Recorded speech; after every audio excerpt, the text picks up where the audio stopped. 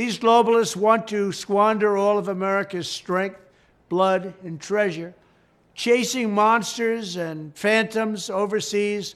In addition, there must also be a complete commitment to dismantling the entire globalist neocon establishment that is perpetually dragging us into endless wars, pretending to fight for freedom and democracy abroad.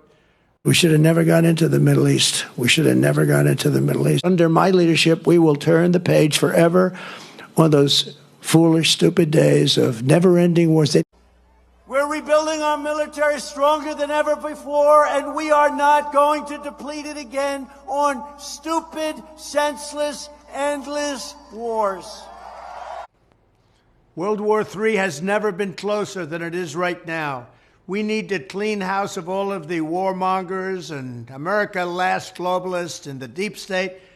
I am the president who delivers peace. I was the first president in decades who didn't start a war. And the worst, most incompetent, most corrupt president in history is going to drag us into World War III.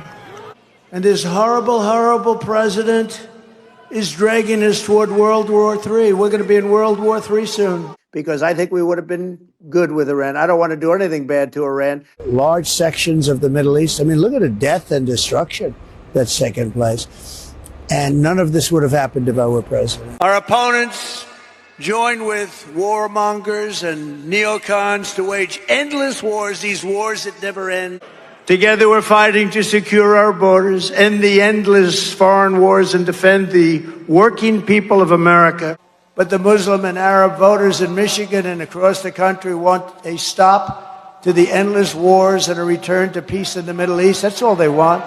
Speaking of World War III, I'll keep you out of World War III. What would happen if we had a war? We won't, with me, but you will have World War III, I believe, without me, but we won't have.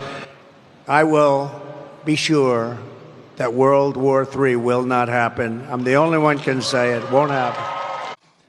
But I stand here today, and I'm the only candidate who can make this promise. I will prevent, and very easily, World War III, very easily.